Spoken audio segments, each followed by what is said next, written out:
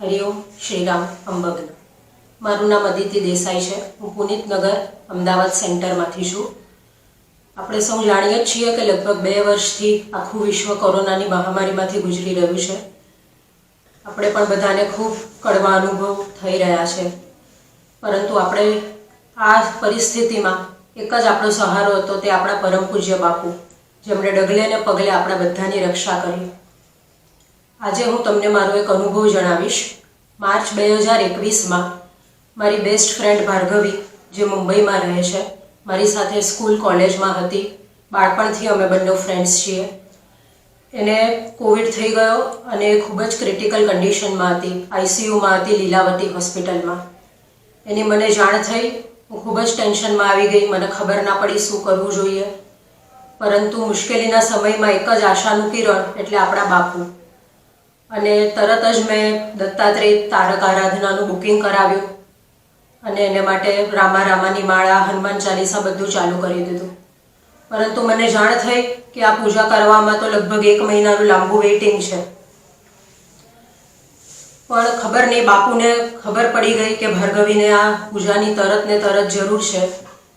એટલે બાપુએ જાણે પોતે જ 2-3 દિવસમાં જે પૂજા કરાવી આપી, અને તે પણ 24 માર્ચે, આપણા પરમ પૂજ્ય સુચિત દાદાની બર્થડેને દિવસે.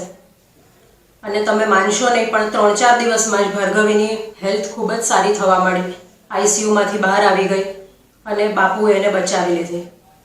એ જે મારી ફ્રેન્ડ છે, એ બાપુ ભક્ત પણ નથી. ન તો એણે કોઈ દિવસ બાપુ વિશે સાંભળ્યું છે, ન તો એણે કોઈ દિવસ બાપુની આરાધના કે પૂજા કરી છે કે દર્શન કર્યા છે.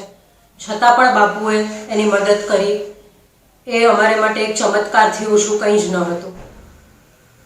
તે માટે અમે બાપુનો ખૂબ જ આભાર માનીએ છીએ અને આશા કરીએ છીએ કે આ જ રીતે જેમ બાપુએ આપણે બધાની રક્ષા કરી છે, એ આગળ પણ આપણે બધા શ્રદ્ધાવાનોની રક્ષા કરતા રહે, એ તો આપણને બધાને ખાતરી છે જ.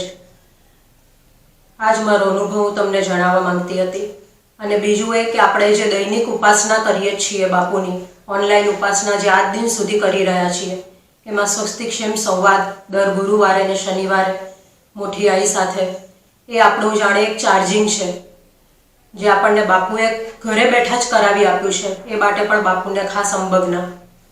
અને લોકડાઉન સમયે આપણે બધા જ જે દૈનિક પઠણ પણ કરતા હતા, તેણે પણ આપણને ખૂબ જ હિંમત આપી અને આપણને બધાને આ કપરા સમયમાંથી નીકળવાનું એક જાણે સાધન આપ્યું. હરિઓમ શ્રીરામ અંબગ્ન.